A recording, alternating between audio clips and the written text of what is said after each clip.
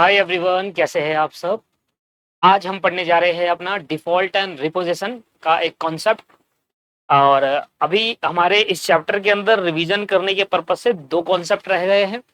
एक रह गया है कंप्लीट रेपोजिशन, एक रह गया है पार्शियल रेपोजिशन। तो आइए समझने की कोशिश करते हैं कि कंप्लीट और पार्शियल रेपोजिशन होता क्या है। कहता है if the hire purchaser fail to pay any instalment on the required date, the hire purchaser is said to be default.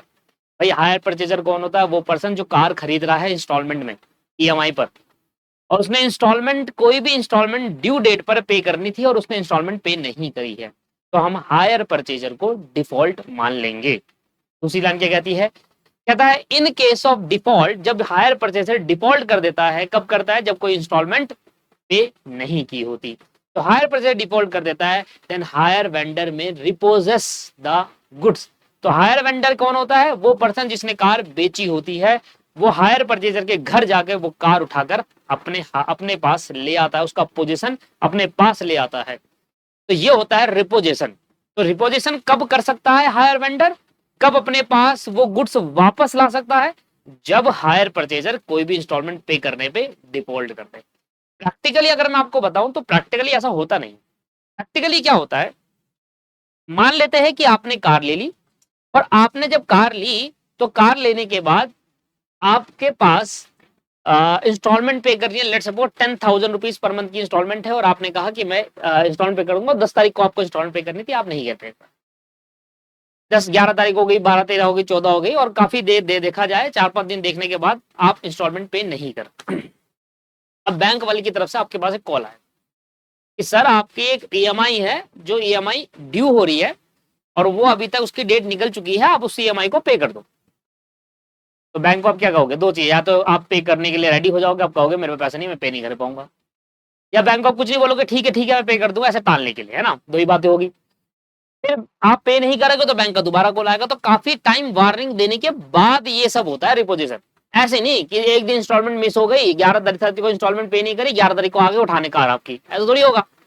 एक प्रोसेस होता है, आपको मैम कॉल किया जाता है, एक नहीं, दो नहीं, 3 बार कॉल किया जाएगा। उसके बाद भी आप इंस्टॉलमेंट पे नहीं करोगे, तब उनके पास पूरा अधिकार हो जाएगा कि भैया देखो हमने आपको बताया भी था, आपको नोटिस भी दिया था, तब भी आप ये काम नहीं कर रहे, इंस्टॉलमेंट पे नहीं कर रहे, तब आपकी कार हम उठाकर ले जाएंगे। तो इस रिपोजिशन का मतलब होता है कि जो गुड्स का पोजीशन है वो हायर वेंडर अपने पास ले जाता है वापस। इसलिए नीचे लाइन में लिख भी दिया है, repossession means taking back the position goods by the hire vendor.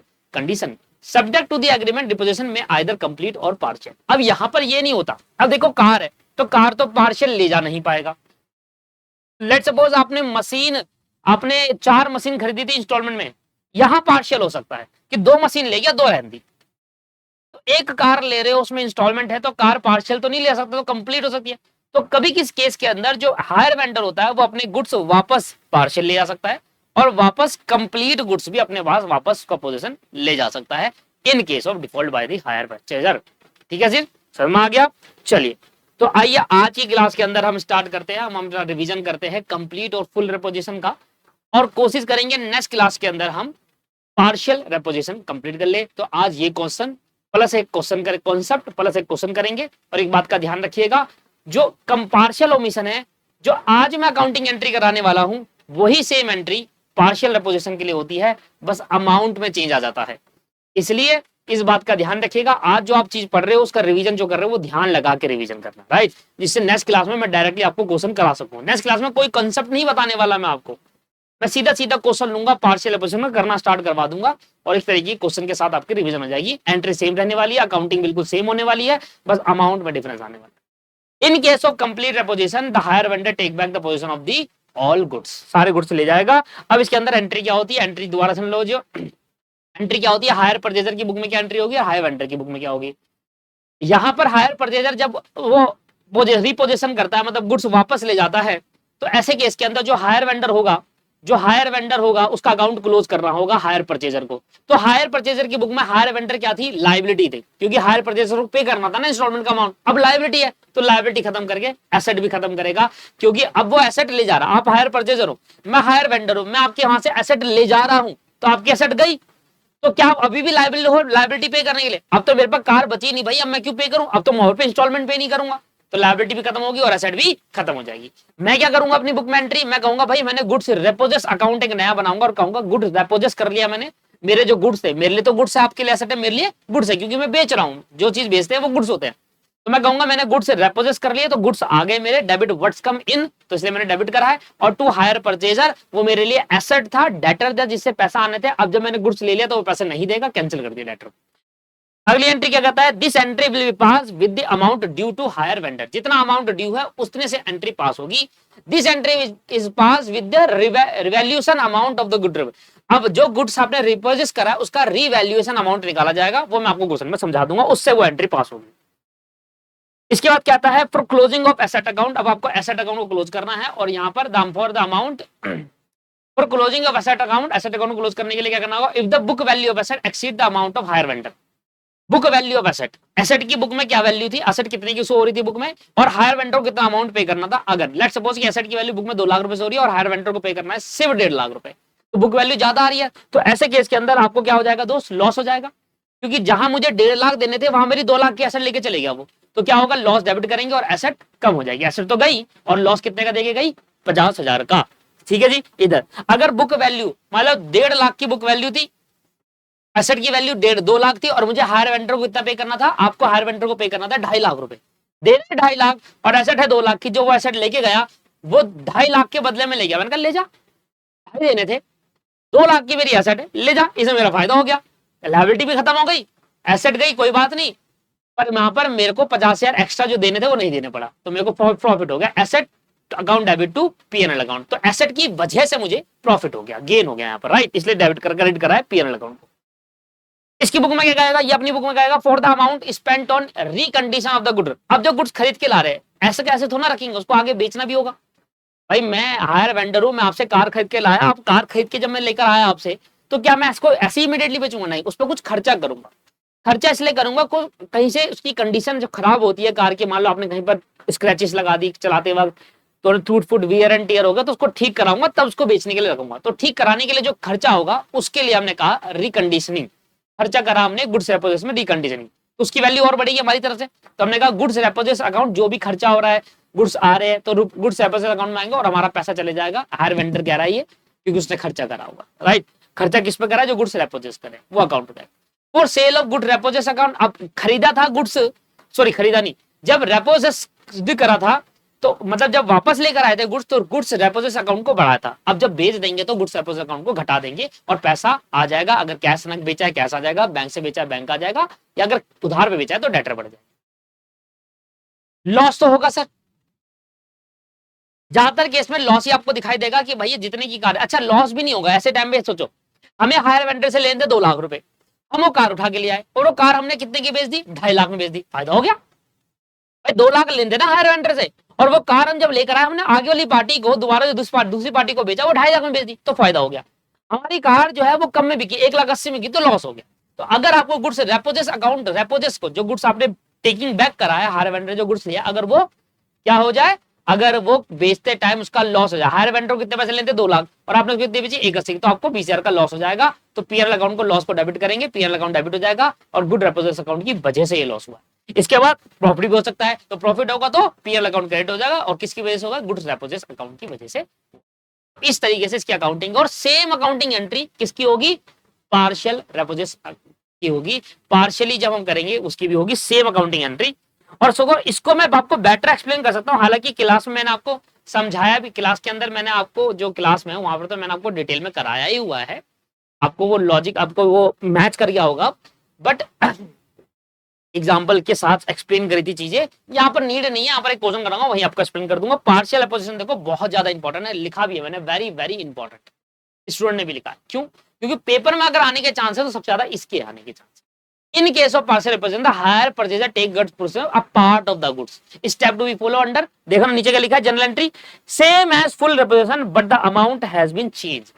जो फुल repossession में एंट्री पास करी थी वही होगी, बस अमाउंट चेंज जाएगा। और ये स्टेप्स जो है, ये स्टेप मैं आपको क्वेश्चन में नेक्स्ट क्लास में कराऊंगा, आज मैं फुल repossession का क्वेश्चन आपके लिए लेकर आऊंगा। आइए सर, तो हमारे क्वेश्चन करते हैं और प्रैक्टिकल प्रॉब्लम से ही करते हैं क्वेश्चन, और मैं ढूंढता हूं कि कौन सा क्वेश्चन फुल्ली repossess का है, उसके लिए मुझे पढ़ाना पड़ेगा। तो मैंने आपको पिछली क्लास में पहला क्वेश्चन करा दिया था, एंड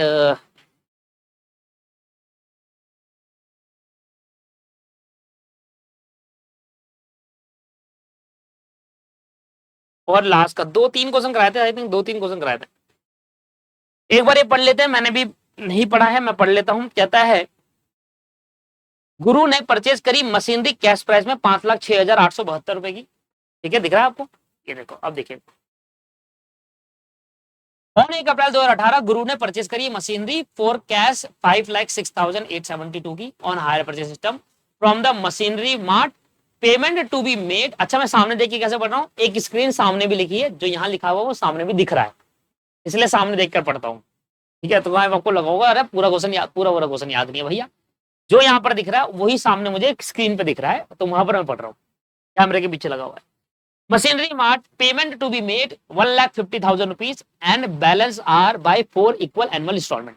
अब यहाँ पर बात करिए एक मशीन की, अगर रिपोजेस होगा तो फुल्ली होगा, पार्ट कैसे हो सकता है, मशीन को आधा थोड़ा ले जाएंगे हम, फुल्ली रिपोजेस होता है। तो आइए देखते हैं क्या है आगे। कहता है गुरु depreciate machine at 20% per annum on written down value method. Guru paid down payment and first 2 instalment but could not pay the remaining instalment. पहली 2 इंस्टॉलमेंट तो उसने पे करी, पहली और दूसरी डाउन पेमेंट करी, पहली 2 इंस्टॉलमेंट पे करी, 4 थी, लास्ट की 2 पे करना नहीं पड़ रहा है, but could not pay the remaining instalment on 31 March 2021। The machinery mart took possession of the goods. तो मशीन मार्ट जो था वेंडर था, उसने क्या करा, गुरु से वो मशीन रिपोजेस कर ली है वापस के लिए। You are required to prepare a machine account and machinery mart account in the books of Guru. Guru कौन था भाई, हायर परचेजर था, हायर परचेज की बुक में हमें एंट्री करनी है। Since the problem is silent regarding the amount of equal installment, it assumed that the balance of cash price will be paid equally along with the interest on the amount outstanding. तो जो cash price है वो equally है, मतलब cash price जो पे कर रहे हैं वो क्या है, इक्वल है। अब ये देखो इंटरेस्ट की कैलकुलेशन हालांकि इन्होंने करी हुई है, बट मैं आपको शुरू से क्वेश्चन करा देता हूं।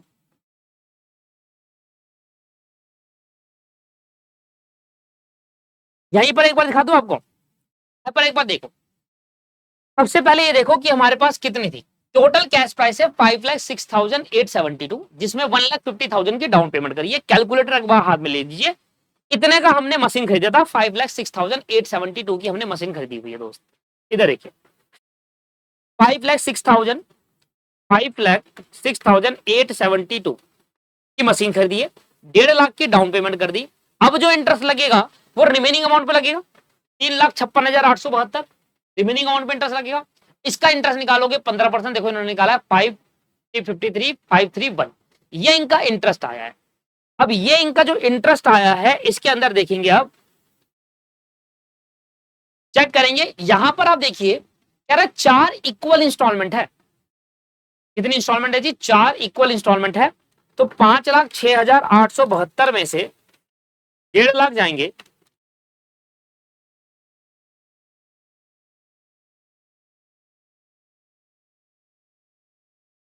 $89,218 आ रहा है देर, ठीक है ना, 5,06,872 था।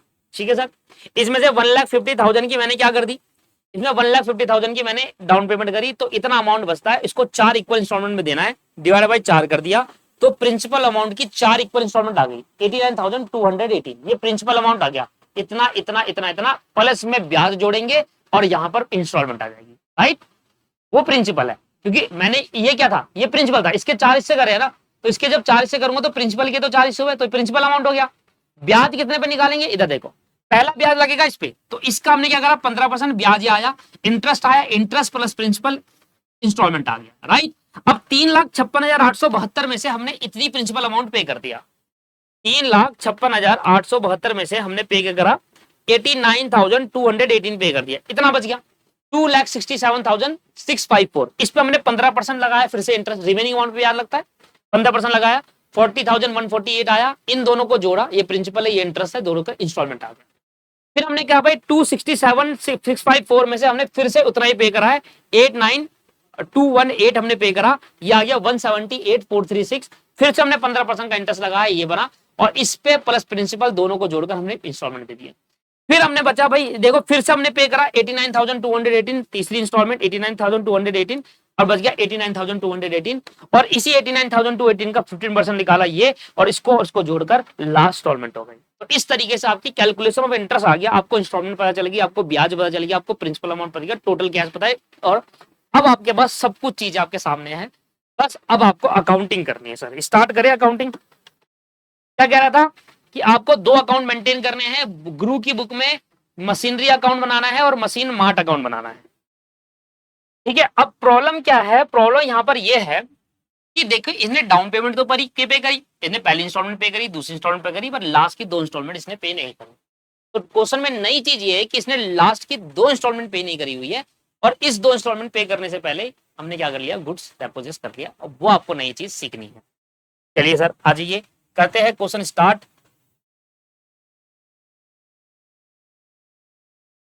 और कोशिश रहेगी कि अगर ये क्वेश्चन जल्दी हो जाए तो पार्शियल भी मैं आज की क्लास में कराकर आपको पूरा हायर चैप्टर खत्म ही करा देता हूँ। एक क्वेश्चन पार्शियल भी करा देता हूँ, खत्म कर देता हूँ, ना क्लास का टाइम की वेस्ट करना। पिछली क्लास भी 1 घंटे 1.5 घंटे की रही है, इस बार भी 1.5 घंटे की रख के खत्म ही कर देते हैं। ठीक है, पर 1.5 घंटा लगेगा नहीं, बट जो समय लगेगा क्वेश्चन करने में लगेगा मेरे को। बस सबसे पहले बनाना है इन द बुक्स ऑफ गुरु।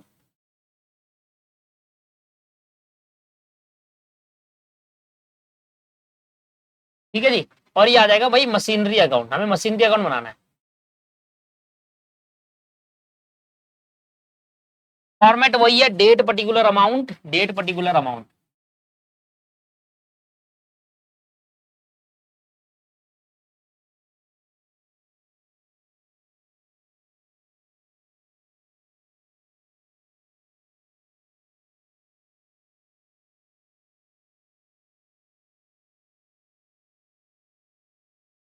सबसे पहले मशीन खरीदी जाएगी, तो मशीन खरीदने में हम एंट्री क्या पास करेंगे, असेट खरीदने में हमारे पे क्या होगा, हर परचेजर की बुक में सोचो एसेट खरीदेगा तो आएगा मशीन अकाउंट डेबिट हो जाएगी, और किससे खरीद रहा है वो, मशीनरी मार्ट अकाउंट से खरीद रहा है, मतलब मशीनरी मार्ट हमारा वेंडर है। क्या लिखेंगे, टू मशीनरी मार्ट,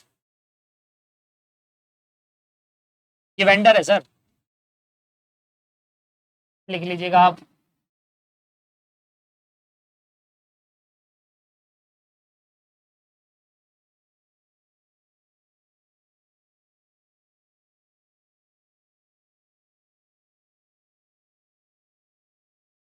सर कब खरीदी है जरा बताइए, 1 अप्रैल 2018 को खरीदी है, चले देते 2018 अप्रैल 1। ठीक है जी, चलिए इसके बाद मशीन कितने की खरीदी एक्चुअल में, 5,06,872 की खरीदी है, और वो कह रहा है जी डेप्रिसिएशन लगाना है WDV मेथड से 20% के रेट से। बचपन में ही सिखा दिया है आपको, सबसे पहली क्लास जो मेरी फास्ट ट्रैक की थी वो डेप्रिसिएशन की थी। 2019 मेरे हिसाब से आएगा, क्योंकि ये देखो फाइनेंशियल ईयर है।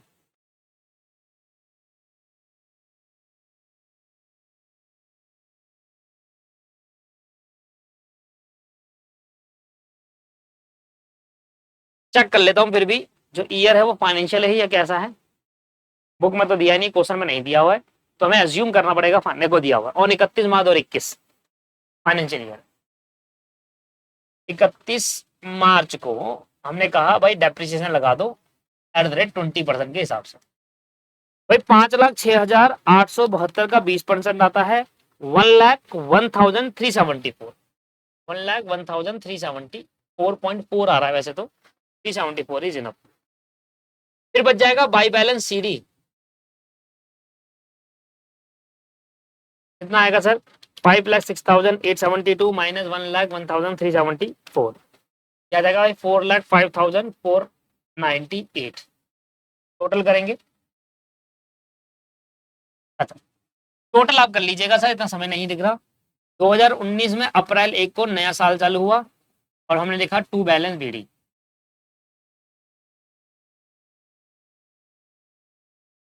4,05,872, नहीं नहीं नहीं,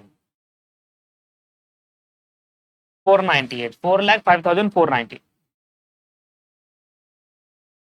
2020 मार्च 31 बाई डेप्रिसिएशन @20%, और इसका निकालेंगे 20%, 4,05,498 का 20% आ गया आपके पास 81,099 आ रहा है, तो 81,099.6 आ रहा है, तो 18,100 कर देता हूँ, 99 को 100 लिख दो। ठीक है जी, यहाँ जाएगा बाई बैलेंस ईडी, माइनस भी कर दो 4,05,498 माइनस 81,100, ये आ गया भाई 3,24,398। फिर से टोटल कर लेना, अगले साल आ जाओ 2021 अप्रैल 1। क्या क्या इस साल वो मशीन ले गया? क्वेश्चन में देखो क्या लिखा है, 31 मार्च 2021 पे मशीनरी मार्ट जो हायर वेंडर है उसने मशीन का रिपोजिशन ले लिया। ठीक है जी। तो कब लिया है? 31 मार्च 2021 को। तो 31 मार्च 2021 तक मशीन किसके पास थी? हायर परचेजर के पास। तो जब मशीन हायर परचेजर के पास थी 31 मार्च तक, तो डेप्रिसिएशन भी तो 31 मार्च हायर परचेजर लगाएगा। उसके बाद कौन देखेगा? हायर वेंडर देखेगा। तो मैं डेप्रिसिएशन कब तक लगाऊंगा? 31 मार्च 2021 तक लगाऊंगा। ठीक है जी। 2020 आ गई टू बैलेंस शीट। क्या आ गया भाई? 324,398, 3,24,398। 2021। अब यहां देखो मार्च 31 बाई बैलेंस, ओहो बाई डेप्रिसिएशन, फिर से 20% का डेप्रिसिएशन लगाएंगे। WDV मतलब ये 20% आपके पास आ गया, 64,880 आ गया। ये हो गया जी। अब सर जो बैलेंस बच गया वो हमारे पास नहीं बचेगा बैलेंस। अभी तक हम क्या करते थे? हम यहाँ लिखते थे बाई बैलेंस CD लिखते थे, है ना? ऐसे करते थे कि भाई ये बैलेंस बच गया वो हमारे पास बचा। यहाँ टोटल करा हमने, कितना है? 3,24,398। यहाँ टोटल करा 3,24,398 और माइनस करेंगे 3,24,398 में से डेप्रिसिएशन हटा दो 64,880। तो आपका जो बच गया वो बच गया 2,59,518। अब समझिएगा भाई, बैलेंस सीडी तो मैं तब करता ना, हायर परचेजर मान लो, हम हायर परचेजर अभी मान लो, तो बैलेंस सीडी तो हम तब करते जब ये मशीन हमारे पास रहती। भाई मशीन हमारे पास रही नहीं, मशीन तो कौन ले गया? मशीनरी मार्ट ले गया। तो मेरी बात सुनिए ना, क्यों ले गया उसका रीजन हमें, हम इंस्टॉलमेंट नहीं पे कर पाए, बात अलग है। जब मशीन हमने मशीनरी मार्ट से खरीदी तो एंट्री क्या पास करी थी? एसेट आ गया था और मशीनरी मार्ट को लाइबिलिटी बनाया, राइट? देखो एंट्री क्या है? Machine account debit to machinery mart, 5,06,872 से लाइबिलिटी बनाई। अब हमने क्या करा? वो क्या करा है भाई, देखो ये जो इतनी मशीन बची है ना, बुक वैल्यू जो हमारी इतनी है, ये हम ले जा रहे हैं। ये हम कितने ले जा रहे हैं? ये हम ले जा रहे हैं आपसे। और ये हम जो ले जा रहे हैं वो कौन कह रहा है? हायर वेंडर कह रहा है।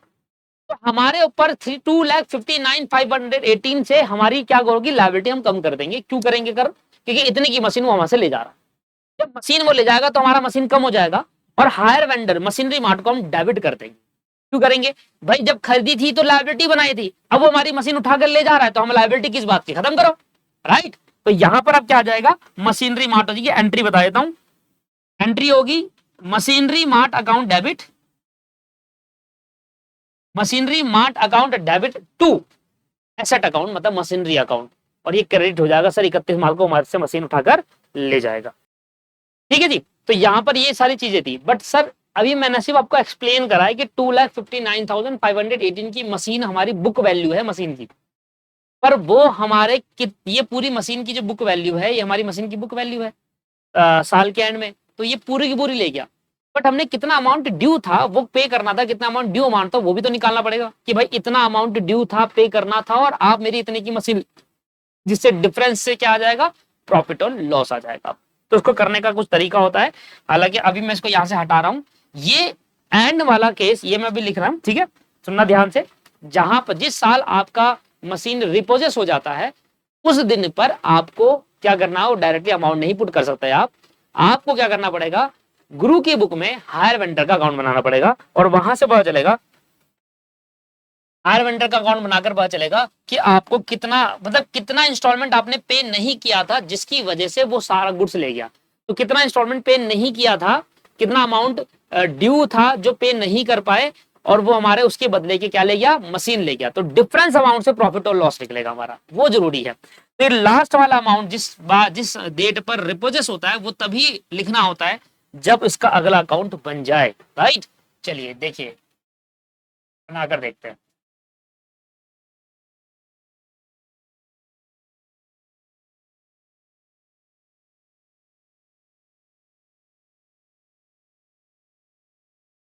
सबसे पहले तो देखिए आप, मशीन अकाउंट में मशीनरी मार्ट क्या है? डेबिट। तो मशीनरी मार्ट में मशीन अकाउंट क्या हो जाएगा? Credit. 2018 April 1 by machine account. ठीक है जी, कितने की मशीन खरीदी थी? 5,06,872 की मशीन खरीदी, जिसमें हमने डाउन पेमेंट करी है 2018 को ही, अप्रैल 1 को ही, साल के शुरू में ही हमने डाउन पेमेंट कर दी थी। टू बैंक अकाउंट से हमने डाउन पेमेंट कर दी, ताकि मैं लिख भी देता हूँ डाउन पेमेंट 1,50,000 की हमने डाउन पेमेंट करी। ठीक है सर, इसके बाद हमने इंस्टॉलमेंट भी पे करी है बैंक अकाउंट से, हमने क्या करी है? इंस्टॉलमेंट भी पे करी है, और वो इंस्टॉलमेंट साल के एंड में करी है। साल का एंड कब खत्म होगा? 2000, पहले तो साल के एंड में 2019 में, मार्च 31 में, साल के एंड में पहले तो आप वो निकालो इंटरेस्ट। तो पहले साल का इंटरेस्ट क्या था वो मैंने ऑलरेडी निकाला हुआ है, मतलब यहाँ पर बता दिया था। पहले साल का ब्याज है 53,531, इसकी तो जरूरत ही नहीं थी, लास्ट वाली की तो जरूरत ही नहीं थी, क्योंकि यहीं पर इसी जगह पर 2 इंस्टॉलमेंट पे करने के बाद ही रिपोजेस कर लिया था। तो सर हमने कितना अमाउंट है, पहले साल का इंटरेस्ट क्या है? 53,531। तो बाय इंटरेस्ट, ये ऑलरेडी मैं ये अकाउंट बनाना सिखा चुका हूँ पिछली क्लास में, 53,531। और कितनी इंस्टॉलमेंट आपने पे करी है वो भी साल के एंड में करी है, 2019 March 31, to bank account, bracket में ले लो instalment. Principal plus interest instalment 1,42,749, 1,42,749। अब बैलेंस क्या बच जाएगा? सेम डेट पे बैलेंस शीट आ जाएगा।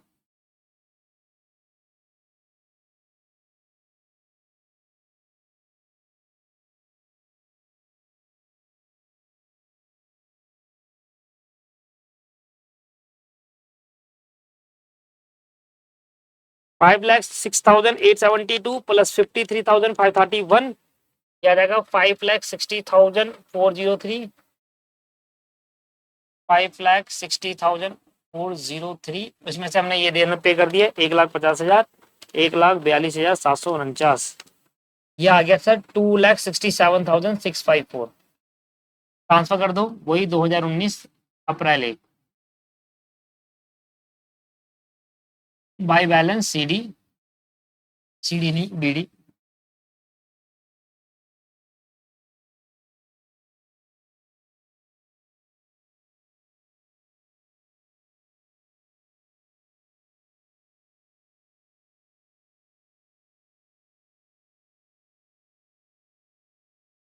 ठीक है सर, कितना आ गया?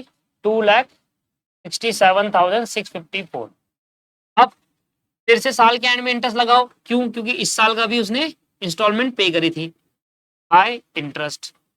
अब दूसरे साल का इंटरेस्ट कितना है? इसका निकलेगा ना 15%, देखो इसी का तो निकाला है 2,67,654, 15%, 40,148, 40,148। ठीक है सर, और फिर 2020 मार्च 31 को ही हमने क्या करी? पेमेंट कर दी है सेकेंड इंस्टॉलमेंट, सेकेंड भी पे करी थी हमने। सेकेंड कितने की पे करी थी? 129,366, 129,366 इतनी हमने पे करी। अब रिमेनिंग क्या बच जाएगा? टू बैलेंस शीट आ जाएगा सर, टोटल कर लेते हैं।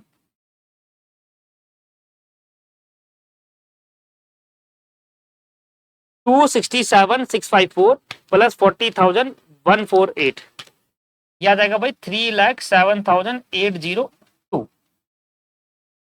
3,07,802। इसमें से 129,366 हमने ले लिया, तो आ जाएगा 1,78,436। 2021 के लास्ट में रिपोजेस करा है, मार्च 31 को रिपोजेस हुआ है। ठीक है ना, ध्यान रखिएगा। 2021 में आ गया और वो अप्रैल, अभी आया हूँ अप्रैल में, अप्रैल 1 को आया हूँ। अब मेरी बात सुनो, अप्रैल 1 को तो हम ये कहेंगे आप हायर परचेजर हो मान लो, तो अप्रैल 1 को आपको बैलेंस 178,436 देना है, 178,436 प्रिंसिपल अमाउंट है। साल के एंड आएगा, मैं इस पे ब्याज लगाऊंगा। ठीक है जी, साल के एंड आएगा, हम इस पे क्या लगाएंगे? ब्याज लगाएंगे, इंटरेस्ट लगाएंगे। साल का एंड होगा 2021 मार्च 31, यही वही वाला दिन है जब रिपोजेस करा था। तो पहले हम ब्याज लगाएंगे, हम इंटरेस्ट लगाएंगे, पूरे साल आपके पास रहा, इंटरेस्ट लगाया जाएगा। इस पे 30 साल का इंटरेस्ट था 26,754, 26,754, तो आपको टोटल इतना पैसा देना है 178,436 प्लस 26,754, आपको देना है 2,05,190। टोटल आपको इतना पैसा देना है 2,05,190। 2,05,190 टोटल आपको इतना पैसा देना था। ठीक है, अब इतना पैसा कैसे देना था, वही कि आपको कुछ अभी देना था। अगर आप सारा का सारा अभी पे कर देते तो बात ही खत्म हो जाएगी। आपने ये वाली इंस्टॉलमेंट पे करनी थी, फिर जो रिमेनिंग हुआ था उस पर ब्याज लगता, आपने ऊपर तो पे नहीं करी, दूसरे की तो बात ही खत्म। तो मतलब आपने टोटल इतना पैसा पे करना था, 31 मार्च 2021 को आपने पे नहीं करा, तो हायर वेंडर कहेगा कि हम इसके बदले में आपका ट्रक उठा कर ले जाएंगे जी, आप पे नहीं करोगे तो हम ट्रक ले जाएंगे। आपने पे करा नहीं ना, हायर वेंडर का जवाब दिया, तो हायर वेंडर इसके बदले का ट्रक ले गया। ट्रक कहां से आ गया, मशीन ले गया। कब ले गया, 2021 को, मार्च 31 को लिखा था ना वहां पर क्वेश्चन में लिखा हुआ है सर। मैं on 31 March 2021 machine March two position of machine, machinery की पोजीशन उसने ले ली।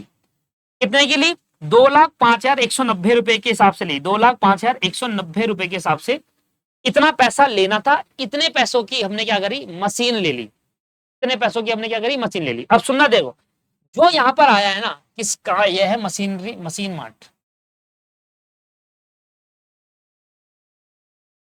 ठीक है, ये मशीनरी मार्ट अकाउंट है। ठीक है, इतना अमाउंट पे करना था हायर परचेजर को, मतलब हमको इतना अमाउंट पे करना था, हमने पे नहीं करा, और वहां इतने अमाउंट के बदले में इतने रुपए की मशीन ले गया। तो मुझे बताओ, जहां मुझे 2,05,000 समथिंग देने थे, वहां मैं 2,59,000 दे रहा हूं, तो मुझे फायदा हुआ या घाटा हो गया, सर लॉस हो गया। तो कैसे करा जाएगा, देखो ऐसे करा जाएगा, हम ही कहेंगे 31 मार्च को ही बाय मशीनरी मार्ट ने, मशीनरी मार्ट ने गुड रेपोजेस करा, नीचे लिख देना गुड्स रेपोजेस। कितने की गुड्स रेपोजेस कर, कितने की करे सर, देखिए सिंपल सी बात, करे तो उसने पूरा है, पर इतना पैसा ले जाना था। वो कह रहा है मैं इतना पैसा तुम्हें देना था, इतना के हिसाब से मैं ले जाऊंगा, 2,05,190 देना था। तो मशीनरी मार्ट को 2,05,190 देना था, और वो हमारी पूरी मशीन ले गया सर, तो हमारे को लॉस हो गया। तो कितने का लॉस हुआ, तो नीचे लिख देंगे बाय पीएनएल अकाउंट करके लॉस, उतने तारीखों में लॉस हो गया।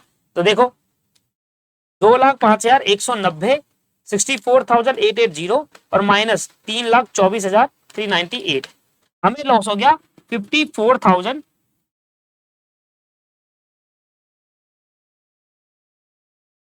54,328 का। अब इन दोनों को जोड़ ले, वही बैलेंस शीट ही बचता है मशीन का। देखो 3,24,398 में से ये माइनस करोगे तो इन दोनों का बैलेंस जो भी मैंने पहले लिखा था 259 वही आएगा। कहने का पर्पस ये है कि हम हायर परचेजर है, हम अपने पॉइंट ऑफ व्यू से क्या सोच रहे हैं, हम अपने पॉइंट ऑफ व्यू से सोच रहे हैं कि भैया हमें ना हायर वेंडर को 2,05,190 देने थे, और हमारी पूरी मशीन लेके चले गया, जिसमें हमें पूरी मशीन की वैल्यू थी 2,59,000 समथिंग थी, और 2,5 देने थे, तो 54,328 रुपए का हमारे को लॉस हो। तो इस तरीके से फुल रेपोजेस में ये करते हैं। तो फुल रेपोजेस में अब इसके ऊपर और आगे क्वेश्चन अगर बढ़े तो क्या बढ़ सकता है, हायर वेंडर की बुक में बढ़ सकता है। अभी हमसे हायर वेंडर की बुक पूछी नहीं, तो हायर वेंडर की बुक में क्या होगा कि हायर वेंडर की बुक में दो चीज और आ सकती है कि हायर वेंडर की बुक बनाने को बोलेगा, कहेगा कि हायर वेंडर ने जो मशीन लेकर आया ना, वो उस मशीन पर कुछ खर्चा करा, कुछ रिपेयर करा और उसको बेच दी, तो हायर वेंडर के बुक में भी प्रॉफिट और लॉस कैलकुलेट किया जाएगा इस तरीके से। तो हायर वेंडर की बुक में भी रिकॉर्ड किया जाएगा, यही सेम मशीन बुक में आएगी। ठीक है, तो हायर वेंडर कितने में शो करेगा, 2,05,190 में दिखाएगा वो, क्योंकि देखो जो मशीन लेकर आया हायर परचेज की बुक में कितनी ही बुक वैल्यू तो उससे फर्क नहीं पड़ता। हायर वेंडर कहेगा भाई मुझे इतने पैसे लेने थे और इतने पैसों की मैं मशीन उठा के ले आया, तो मेरे लिए वो मशीन 2,05,190 की है, इसमें मैंने 5,000 का रिपेयर करा दिया, 2,10,190 की होगी, और मैंने उसको 2.5 लाख की बेच दी तो मेरा प्रॉफिट हो गया, या मैंने कम की बेच दी मेरा लॉस हो गया। ये हायर वेंडर की बुक में चलेगा, क्योंकि क्वेश्चन में, इस क्वेश्चन में बोला नहीं है, तो इस क्वेश्चन में हमें यहीं तक करना। तो लास्ट अमाउंट हम तब करते हैं जब हम मशीनरी दूसरा वेंडर अकाउंट बनाते हैं और वहां से यहाँ ट्रांसफर होता है। ठीक है सर, ये वाली चीज जितना ड्यू करना, ड्यू अमाउंट था उतना अमाउंट से हम मशीन ले जाएंगे, और बाकी बंदे को, बाकी हायर परचेजर को लॉस हो जाएगा, अमाउंट वही आएगा। फिर लॉस अलग दिखाकर टोटल बैलेंस किसके बराबर होना चाहिए, जो बैलेंस बच गया था हमारा उसके बराबर। लॉजिकली सिंपल समझना है तो ऐसा समझो, 2,05,190 की हमें पैसा पे करना था, ड्यू अमाउंट हमारा इतना था, और हमने पे कर, हमें हमारी जो मशीन थी वो 2,59,000 की थी, 259 की हमारी मशीन थी और 2,05,000 लगभग पे करना था। तो करीब करीब 54,000 का हमारा एक्स्ट्रा मशीन चली गई, कम पे करना था, ज्यादा की मशीन की वैल्यू उठा के ले गया, तो 54,000 का हमारा लॉस हो। ये है दोस्तों फुल रेपोजिशन का क्वेश्चन, ये है हमारा फुल रेपोजिशन का क्वेश्चन। अब मैं आपको होमवर्क दूंगा और कुछ क्वेश्चन आप भी होमवर्क में करके लाओगे, ऐसा जरूरी नहीं कि हर क्वेश्चन मैं ही कराऊंगा। देखिए मैंने आपको ये वाला क्वेश्चन करा दिया था, आई थिंक मैंने आपको पहला क्वेश्चन कराया था, दूसरा का तो मैंने नहीं कराया साहब। ये है सर, मैंने कहा था ना कि वो आगे पूछेगा, तो वो आगे ये पूछ रहा है। देखो यहां तक सब कुछ सेम है, क्वेश्चन में कह रहा है मशीनरी मार्ट जो है वो पोजीशन ले आता है 31 मार्च 2021 को, अमाउंट ऊपर ये थोड़ा चेंज हो गया। आगे कहानी कह रहा है 15 अप्रैल 2021 को मशीनरी मार्ट ने उस पर रिपेयर का खर्चा करा, यार ये कराना चाहिए था मुझे, रिपेयर का खर्चा करा और 1,80,000 रुपए की वो बेच दी। Instalment due on 31/3/2021 was paid by Guru and company on 10 April. मैं आपको ऐसे समझा दूं, ऐसे एक्सप्लेन कर दूं। लेट सपोज कि वो कितने की मशीन ले गया, 2,05,190 की मशीन ले गया और इसमें 5,000 रुपए का उसने रिपेयर कराया, 5,000 का इसने रिपेयर करा, 2,05,190 की वो मशीन उठा के ले गया, 5 का रिपेयर कराया, 2,05,190 और 5,000 का रिपेयर कराया, 2,10,000 की 190 की मशीन पड़ी और इसने मशीन 1,80,000 में बेच दी, तो 1,80,000 हटा देंगे तो लॉस हो जाएगा, 30,190 का लॉस हो जाएगा। तो इस तरीके से कैलकुलेट होगा हायर वेंडर की बुक में। ठीक है जी, तो आपको ये क्वेश्चन करना है, इस क्वेश्चन का आप प्रैक्टिस करो, इस क्वेश्चन को करके लाना, ये होमवर्क में आपके लिए क्वेश्चन है।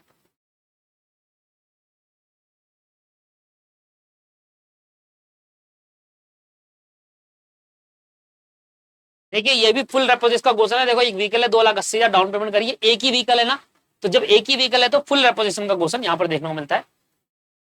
फोर्थ करा देता हूँ, आई थिंक फोर्थ देखते हैं, एक क्वेश्चन मैं और करा देता हूँ, फिर अगली वाली क्लास में पार्शियल रेपोजिशन कराऊंगा। ये वाला 7 मशीन है जिसमें से कुछ मशीन लेगी और कुछ मशीन नहीं लेगी, रिटर्निंग प्राइस ऑफ 3 मशीन, हाँ ये वाला क्वेश्चन, ये ठीक होगा। ठीक है, तो आइए एक बार हम फोर्थ क्वेश्चन कर लेते हैं। फोर्थ क्वेश्चन में भी हायर वेंडर के हैंड से भी चीजें देखी जाएगी। ये भी फुल रेपोजिशन का क्वेश्चन है, ये आपके लिए होमवर्क है, घर से करके लाइएगा इसको। रुद्रा ट्रांसपोर्ट वर्क बुक में मिल जाएगा आपको ये वाला क्वेश्चन शायद से। मैं आपको फोर्थ क्वेश्चन करा देता हूँ, एक क्वेश्चन और करा देता हूँ जिससे आपको एक अंदाजा हो जाए। इसको पढ़िए आप, यहां पर कह रहा है परचेजर और वेंडर दोनों की बुक बनानी है, परचेजर और वेंडर दोनों की बुक बनानी है सर आपको। ठीक है जी, क्वेश्चन को पढ़िए, परचेजर की बुक और वेंडर की बुक, वेंडर की बुक बनाऊंगा, परचेजर की आप बनाओ जो मैंने आपको सिखाया। वीडियो को पॉज कर लीजिए, पॉज करने के बाद एक बार आप खुद से इस क्वेश्चन को सॉल्व करिए, मैं आगे करा रहा हूँ, वीडियो पॉज करके कर लेना। ठीक है, मैं वेट नहीं करूंगा ना इतना, आपके पास तो ऑप्शन है वीडियो पॉज करके वेट कर सकते हैं। क्वेश्चन पढ़ते हैं सबसे पहले, क्वेश्चन क्या कह रहा है ध्यान सुनिएगा। क्वेश्चन कह रहा है एक्स लिमिटेड ने परचेज करी एक व्हीकल 2,80,000 रुपए की, जिसमें डाउन पेमेंट करी है 91,000 रुपए की और 3 इंस्टॉलमेंट बना ली 76,000 रुपए की ईच की, जो कि ये इंस्टॉलमेंट है, तो इसके अंदर क्या जुड़ा हुआ है, इसके अंदर इंटरेस्ट जुड़ा हुआ है जो हमें निकालना पड़ेगा, जो कि 10% का रेट से इंटरेस्ट जुड़ा हुआ। बायर डेप्रिसिएशन लगाता है 15% रिटर्न ऑन वैल्यू मेथड से, because of financial difficulty X limited after having paid the down payment and first instalment at the end of the first year could not pay the second instalment, तो second instalment pay नहीं कर पाया, hence the seller took position of the vehicle. ये एक ऐसा question है जो पूरे चैप्टर का, पूरे कॉन्सेप्ट का रिवाइज करा सकता है आपको, जिसके अंदर दोनों ही बुक की बुक पूछी है, परचेजर और वेंडर की दोनों बुक पूछी है, तो मजा आ जाएगा इस क्वेश्चन करने में। बड़ा नहीं है, छोटा है, बट रिवीजन के पर्पज से सबसे बेस्ट क्वेश्चन है। The seller took position of the vehicle and the seller after spending 90-100 on repair, जो मैं बात कर रहा था, और उसको बेच देगा 1.5 लाख रुपए में। तो देखते हैं परचेजर की बुक और वेंडर की बुक में कैसे बनाते हैं अकाउंट। उससे पहले सबसे पहले तो हम वो निकाल लेते हैं, टेबल बना लेते हैं, और टेबल से हम निकाल लेते हैं कि 2,80,000 में से,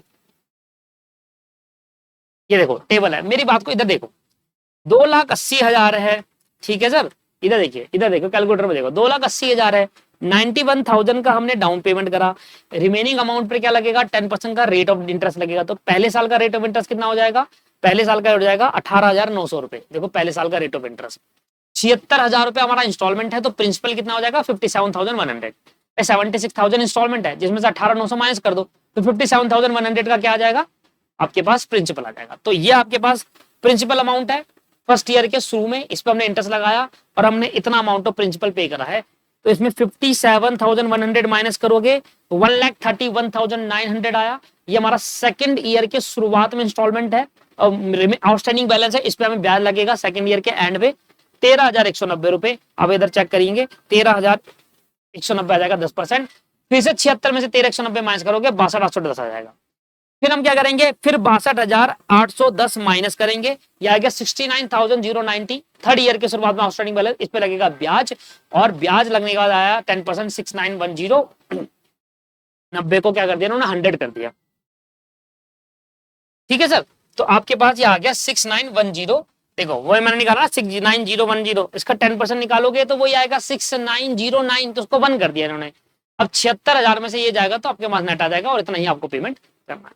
तो ये तो आपके सर ये वो चीज है जो आप हर क्वेश्चन में बनाते बार, इसके लिए मुझे अलग से आपको चीजें बतानी, इसमें टेबल उन्होंने अलग तरीके से दे रही है, कोई दिक्कत नहीं। आपको जो तरीका अपनाया है जैसे कि ओपनिंग बैलेंस, इंस्टॉलमेंट्स, उसके बाद interest, cash price and then closing balance, ये जो फॉर्मेट है यही अप्लाई करो हर चीज में। ठीक है सर, अब आ जाते हैं क्योंकि आपने ये सारी चीज देख ली, तो अब हम कर रहे हैं, देखो मैं ना इसी क्वेश्चन में ही कर रहा हूं, इसी क्वेश्चन में सारे अमाउंट हटाने के बाद में कर रहा हूं, बार बार फॉर्मेट नहीं बना सकता सर, और मुझे इसकी जरूरत भी नहीं है, सब कुछ बना हुआ है, आपको बस अमाउंट चेंज करना है। ठीक है सर, ये अमाउंट चेंज करेंगे, ये परसेंट चेंज हो जाएगा हमारा, रेट ऑफ डेप्रिसिएशन आपका डिफरेंट है और डेट डिफरेंट है। सर डेट क्या है पहले बताइए, डेट है हमारे पास, डेट है ही नहीं, बहुत बढ़िया, डेट ही नहीं दे रखी, इग्नोर कर देंगे, डेट का कॉलम बनाएंगे ही नहीं। जब डेट दे रखी तो कॉलम बना के क्या बेनिफिट।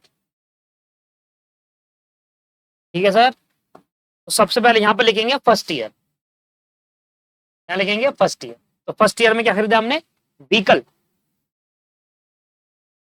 यहाँ लिख दो व्हीकल, ये तो हो गया हमारा, ये बन गया व्हीकल अकाउंट।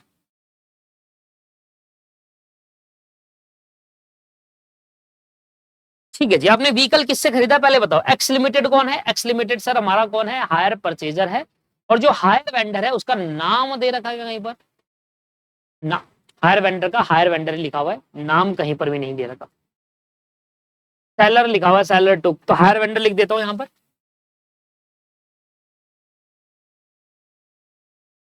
कितने के हमने खरीदा है सर, हमने जो खरीदा है वो 2,80,000 का व्हीकल खरीदा है, 2,80,000 का व्हीकल खरीदा है।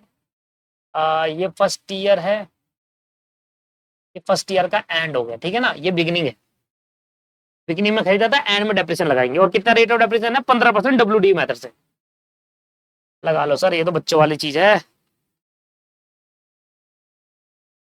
2,80,000 का 15%, ये आ जाएगा 42,000, 42,000 में से माइनस कर देंगे 2,80,000, 2,38,000 में बैलेंस बच गया, ये आप कर लेना, ये बैलेंस अगले साल आगे क्या हो जाएगा 2,38,000 ओपनिंग बैलेंस बच जाएगा, ये आ जाएगा सेकेंड ईयर के बिगिनिंग में, या सेकेंड ईयर का एंड हो गया। इस पे फिर से 15% का डेप्रिसिएशन लगाएंगे,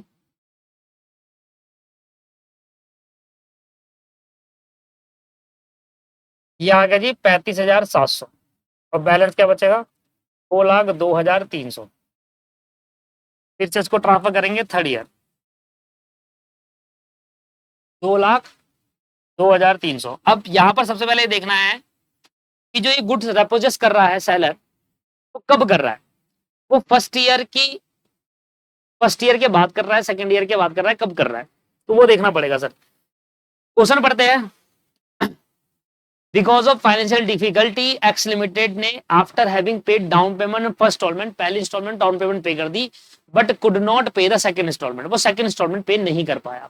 अब जब वो सेकंड इंस्टॉलमेंट पे नहीं कर पाया मतलब तो क्या बोला गया, the seller took the possession of the vehicle, the seller after spending 90-100 on a repair, कहीं पर भी नहीं लिखा यार, ये डेट की बड़ी प्रॉब्लम है, बस इतना दे रखा है सेकंड ईयर, तो सेकंड ईयर तो हम सेकंड ईयर तक ही रखेंगे, थर्ड ईयर तक जाएंगे ही नहीं सर। सर आप खुद देखो, हमें क्वेश्चन के अंदर सेकंड ईयर के बारे में कह रहा ना कि उसने सेकंड इंस्टॉलमेंट पे ही नहीं करी, मैं थर्ड तक नहीं पहुंचूंगा, फिर मैं सेकंड पे ही रुक जाऊंगा। क्वेश्चन ने क्लियरली मेंशन करा हुआ है एक चीज कि आपका जो आपके जो इंस्टॉलमेंट है वो पहली तो पे कर दी, तो पहली इंस्टॉलमेंट पे करेगी तो पहले तक तो मशीन उसके पास रहेगी, परचेजर के पास। फिर सेकंड साल भी मशीन परचेजर के पास रहेगी, क्योंकि इंस्टॉलमेंट पे करनी होती है साल के एंड में। तो साल के एंड में उसने पे नहीं करी, तो सेकंड इंस्टॉलमेंट जब पे नहीं करेगा तो वो ले जाएगा। भाई आपके पास एक कार है, पहले साल आपने चला अपनी इंस्टॉलमेंट पे कर दी, आप कार रखोगे। दूसरे साल आप इंस्टॉलमेंट पे नहीं करोगे, हमें कब पता चलेगा? साल के एंड में। तो सेकंड ईयर तो खत्म हो जाएगा ना, तभी तो पता चलेगा। तो थर्ड ईयर से पहले हम ले लेंगे आपसे, तो सेकंड ईयर पे आपका यहाँ पर ट्रीटमेंट होगा। अब ट्रीटमेंट क्या रहेगा? सिंपल सी ट्रीटमेंट है। हमने कहा 2,38,000 में से 35,700 का, 2,38,000 में से 35,700 का हमने क्या करा सर? 35,700 का हमने डेप्रिसिएशन माइनस करने के बाद हमारी जो बुक वैल्यू एसेट की वो 2,02,300। कितनी इंस्टॉलमेंट हमें पे करनी है, ड्यू अमाउंट कितना है, उसको यहां से माइनस करेंगे, प्रॉफिट और लॉस कैलकुलेट करेंगे। ड्यू अमाउंट के लिए हमें क्या बनाना पड़ेगा? हायर वेंडर अकाउंट बनाना पड़ेगा।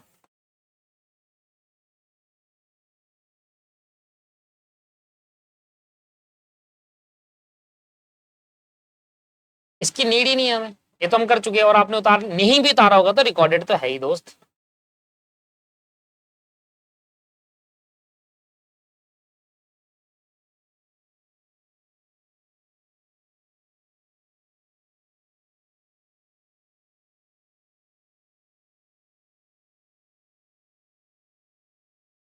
ठीक है सर, यहां लिख दू हायर वेंडर।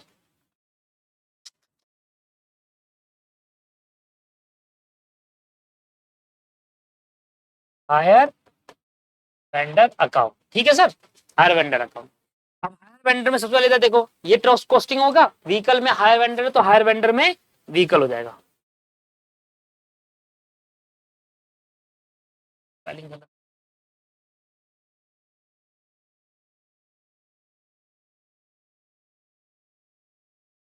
क्रॉस पोस्टिंग कर देंगे फर्स्ट ईयर के बिगिनिंग में बाय व्हीकल अकाउंट।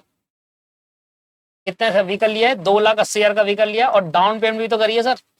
तो डाउन पेमेंट फर्स्ट ईयर के शुरू में ही की होगी, ये हो गया बिगिनिंग। ऐसे लिखना पड़ता है जब डेट गिवन नहीं होती। तो 91,000 की डाउन पेमेंट हुई है, तो बाय बैंक अकाउंट से हमने डाउन पेमेंट कर दी 91,000 की। डीपी लगा देते हैं, ये डीपी वाला डीपी नहीं है, व्हाट्सएप वाला। इसके बाद हमने एंड में इंस्टॉलमेंट पे करी। इंस्टॉलमेंट पे करने के लिए हमने इंटरेस्ट की कैलकुलेशन करनी पड़ेगी, इंटरेस्ट भी लिखना पड़ेगा ना। यहां पर हम एंड जाएंगे बाय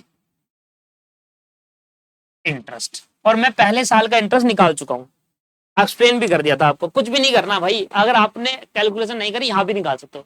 2,80,000 में से 91,000 हटा दो भाई, 2,80,000 में से 91,000 हटा दो। अब जो बच गया इस पे 10% का रेट ऑफ इंटरेस्ट दे रखा है 18,900। फर्क की नोट बना लोगे तो ज्यादा बेटर रहेगा। 2,80,000 प्लस 18,900, यह आ जाएगा 2,98,900। 2,98,900, और यहां बच जाएगा एंड में बैलेंस सीडी। दोनों में इंस्टॉलमेंट कितनी है? 76,000 की इंस्टॉलमेंट है हर एक, तीनों की तीनों 76,000 की इंस्टॉलमेंट है।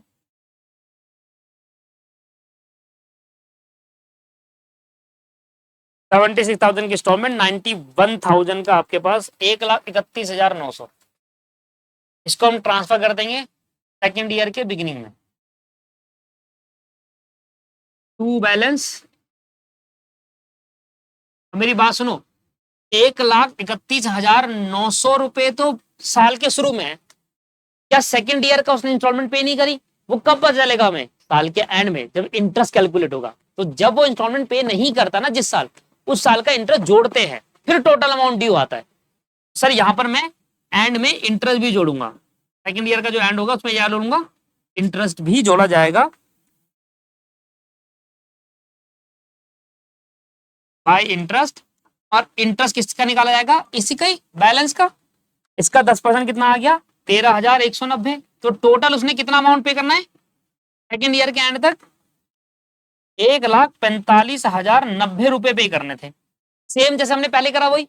और वो उसने पे नहीं करा, तो हम क्या करेंगे? उसका व्हीकल उठाकर ले जाएंगे, 1,45,090 ले, और सेकेंड ईयर के एंड में हम उसका व्हीकल उठा के ले जाएंगे। और व्हीकल उठाएंगे तो क्या नाम लिखेंगे कि हम उसका व्हीकल ले जा रहे हैं, तो व्हीकल अकाउंट में चले जाकर क्रेडिट हो जाएगा। यहाँ डेबिट है तो व्हीकल अकाउंट में जाकर 1,45,090 क्रेडिट। इतना पैसा देना था ना ड्यू अमाउंट, इतने का व्हीकल ले जा रहे हैं। पर व्हीकल था कितने का, व्हीकल बात की बात है, था कितने का, पहले यहां लिखो कि ये कौन ले जा रहा है, हायर वेंडर ले जा रहा है। ब्रैकेट में लिख देना गुड रेपोजिस्ट। कितने का जी, 1,45,090 का। व्हीकल था 2,38,000 रुपए का। व्हीकल कितने का था, 2,38,000 रुपए का व्हीकल था। इसमें से 2,38,000 का व्हीकल था, जिसमें से 35,700 रुपए हमारा डेप्रिसिएशन लगने के बाद जो हमारी बुक वैल्यू थी व्हीकल की 2,03,300, 2,02,300 थी।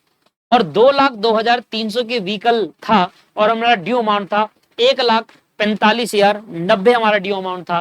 तो 1,45,000 देना था, वो हमारी 2,02,300 की ले गया क्या, मशीन। तो 1,45,90 यहां से माइनस करूंगा, 57,210 का लॉस हो गया बाय पीएनएल अकाउंट। 57,210 का लॉस हो गया, ये एट द एंड हमें लॉस हुआ है। क्या आपको ये समझ में आया, ये तो हम पहले से ऑलरेडी पढ़ चुके हैं। क्या आपको समझ में आया, समझ में आना चाहिए सर। रिवीजन का पर्पस होता है कि हम एक ऐसा क्वेश्चन करें, क्वेश्चन को देखकर हमारे सारे कॉन्सेप्ट क्लियर हो जाए, उसके बाद हम एडवांस क्वेश्चन करें। वो तो देखो आपका काम है एडवांस क्वेश्चन। जितनी ज्यादा मेहनत आप खुद से करते हैं, प्रैक्टिस जितनी ज्यादा आप खुद से करते हैं, उतना ही आपको बेनिफिट मिलता है। एंड तक अगर आप सिर्फ क्लासों में समय बर्बाद करेंगे, मैं ये इसमें इतना करा रहा हूं, देखो मैंने आज हायर परचेज करा दिया, मैं आपको क्या कहता है शुरू से कि जो चैप्टर में करा रहा हूं उसकी प्रैक्टिस आप अपने हैंड से करो बहुत ज्यादा। मैंने हायर परचेज करा रहा हूं, कल खत्म हो जाएगा। आज मैंने एक क्वेश्चन कराया, आज सारे क्वेश्चन कर दो, इसी को तो रिवीजन कहते हैं। सारे क्वेश्चन कर दो जितने भी हैं, करो इनकी मेहनत। कैसे नहीं होगा रिवीजन, जिस दिन जो हो रहा है उसका रिवीजन कर लो।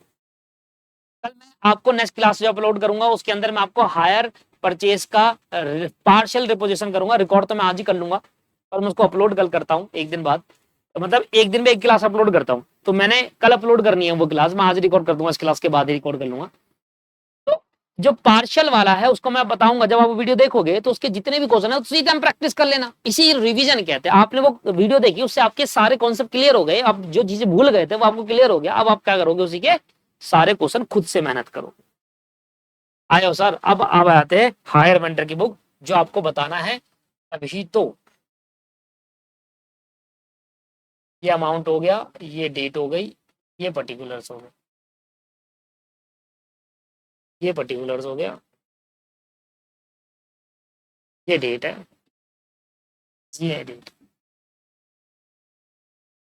अब कॉपी कर लेते हैं। In the books of higher vendor, मेरी बात सुनो, हायर वेंडर की बुक में पता है क्या बनता है, गुड्स रेपोजेस अकाउंट, क्योंकि उसने तो गुड्स रेपोजेस करे हैं। और हायर वेंडर की बुक में बनेगा हायर परचेजर अकाउंट, जो हमारा एक्स है।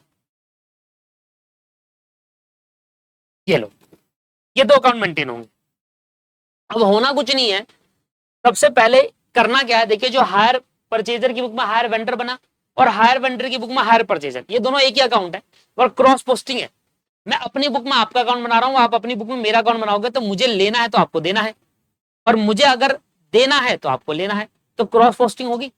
अगर आपने व्हीकल खरीदा, मुझे लायबिलिटी बनाई, तो मैंने व्हीकल बेचा, आपको डेटर बनाऊंगा, है ना, यही तो होगा।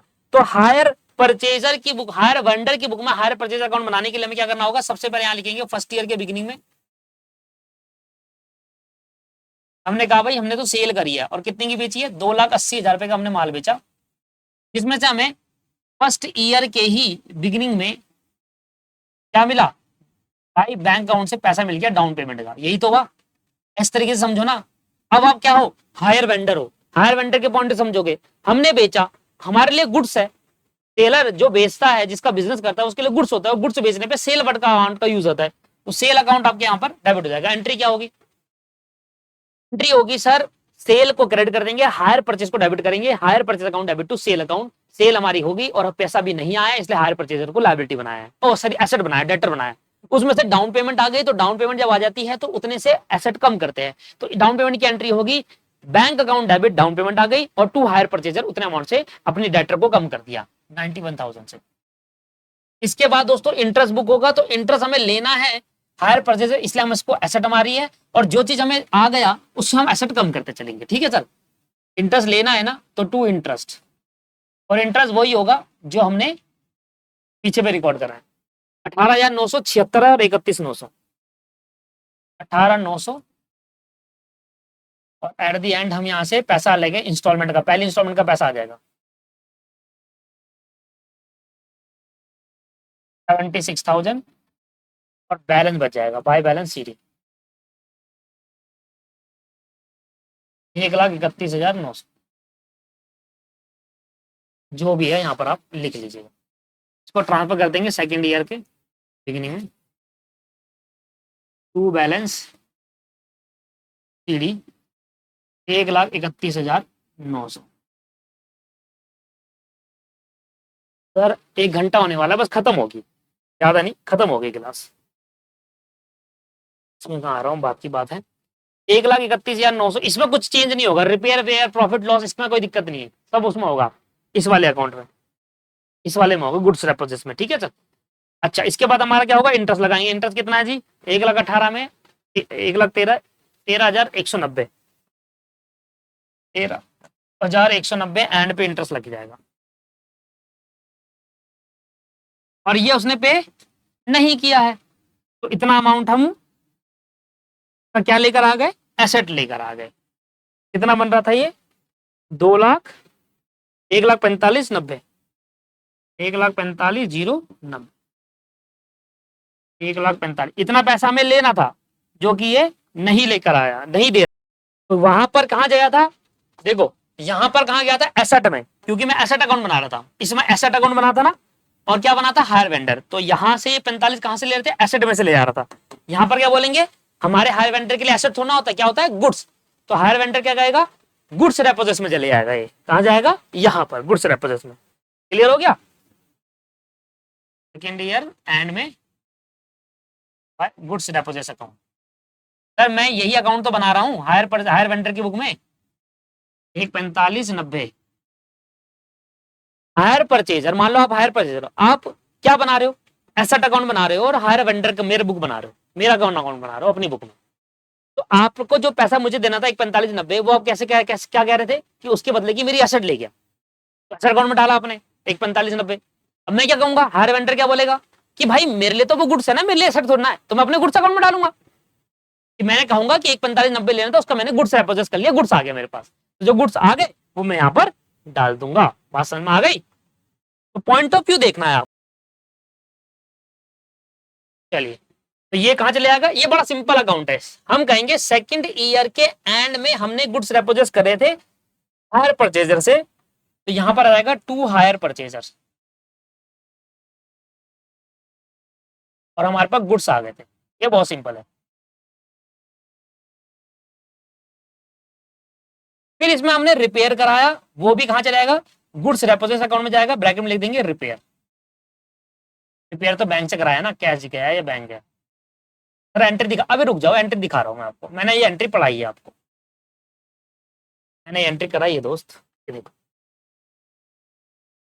क्या कहा था, सबसे पहले गुड्स रेपोजिट अकाउंट में चले जाएगा।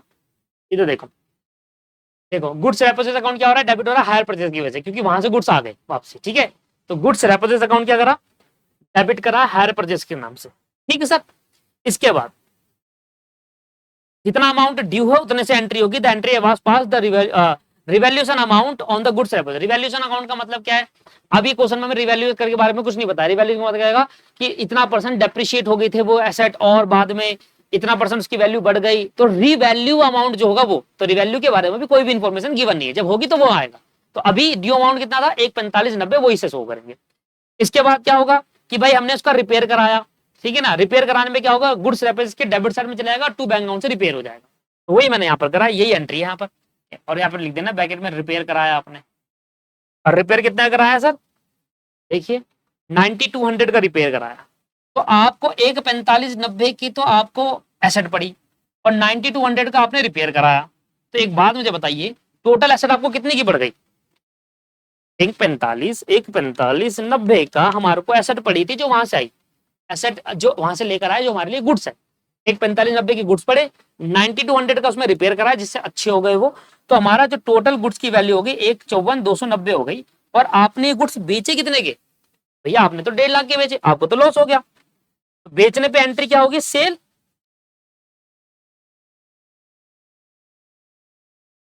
सेकेंड ईयर के एंड में हमने इसको बेच दिए बाय सेल। कितने जी? 1,50,000 के बेचे, तो भैया क्या हो गया? फायदा हुआ? लॉस हो गया ना सर, लॉस बुक कर लो पीएन अकाउंट में डालकर।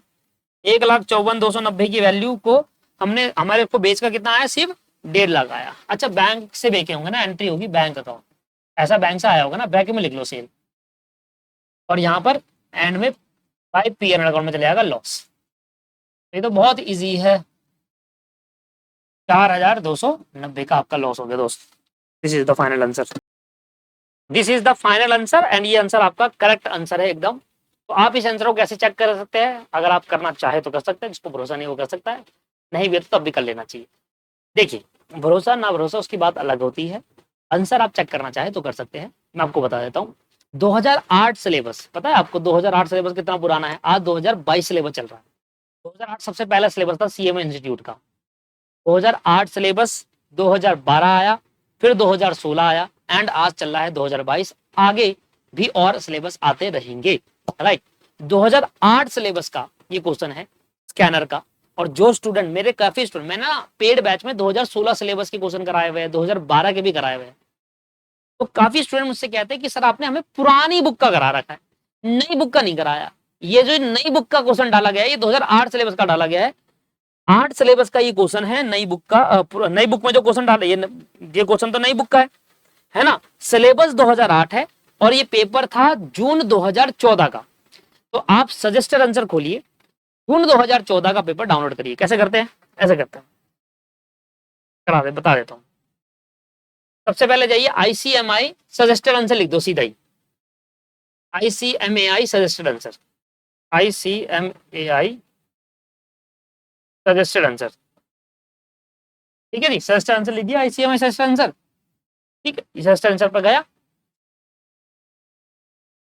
ये तो 2011 से ही है, इससे पहले से आई नहीं। हाँ 11 है ना, 14 का है पूछा था। अब यहाँ पर अपना रजिस्ट्रेशन नंबर डालना होगा, मैं डाल देता हूँ अपना।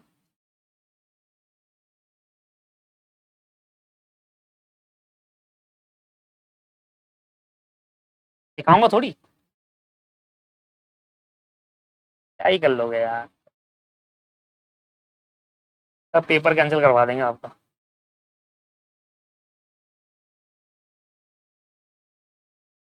लो,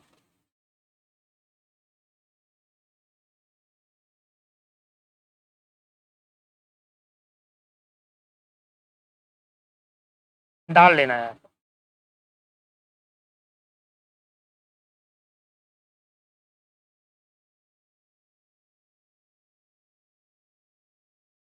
भूल गया मैं रजिस्ट्रेशन नंबर।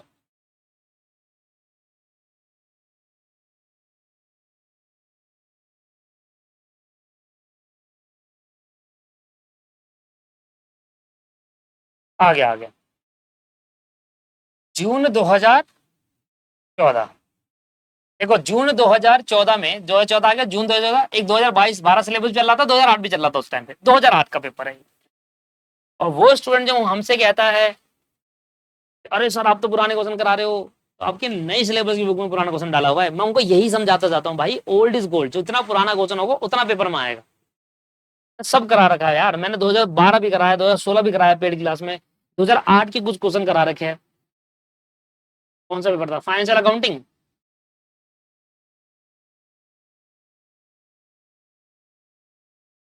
अकाउंटिंग था क्या? हम्म, जून 2014 फाइनेंशियल अकाउंटिंग, 2008 सिलेबस। मैं 2012 सिलेबस का स्टूडेंट था इंस्टीट्यूट का, और 2008 सिलेबस मेरा पहला था, 2012 सिलेबस का स्टूडेंट था मैं। उसके बाद 2016 आया, अब 2022 चल रहा है। कहाँ है पर? अरे है, याद है सारे क्वेश्चन, ये रहा, दिख रहा है sir. X limited purchase a vehicle of 2,80,000। मैं आपको इसलिए दिखा रहा हूं कि दो चीजें बताने के लिए, एक आंसर मैच कराना है मुझे, एक अगर स्टूडेंट नहीं करते वो उसके लिए मैच कराने के लिए, और दूसरी चीजें ये बताना चाहता हूं कि जितने पुराने क्वेश्चन होते हैं ना उतना ही पेपर में आने के चांस होते हैं। स्टूडेंट यही तो गलती करते हैं, वो नई बुक के क्वेश्चन करके जा रहे होते हैं, इंस्टीट्यूट दे देता है हमको झट नीचे 2008 सिलेबस क्वेश्चन। अरे 2008 में भी हायर परचेज था, 2012 में भी हायर परचेज था, 2016 में भी था, 2022 में भी है, तो अलग अलग थोड़ी होता है। आइए जरा छठे क्वेश्चन का पहला पार्ट देख लेते हैं। देखिए हमारा आंसर क्या आया था, पहले साल में लॉस था 57,210 का, इधर आ जाओ, 57,210 का लॉस है, ठीक है जी। 1,45,90, 1,45,90, उसके बाद 1,45,90 का गुड रेपोजेस्ट, और उसके बाद आपका जो लास्ट प्रॉफिट है 4,290 का हायर वेंडर की बुक में, 4,290 आ गया जी, 4,290 का लॉस। यहां पर ये क्वेश्चन हमने खत्म कर लिया है। अब अपनी नेक्स्ट क्लास में partial रेपोजिशन, very very very important है, उसको करेंगे। अगर आपको हमारी क्लासेस अच्छी लगती है, फास्टैग बैच आपको पसंद आ रहा है, इससे आपको कुछ बेनिफिट मिलता है, तो कमेंट करके जरूर अप्रिशिएट करें और वीडियो को शेयर करें। Have a nice day, bye bye and take care.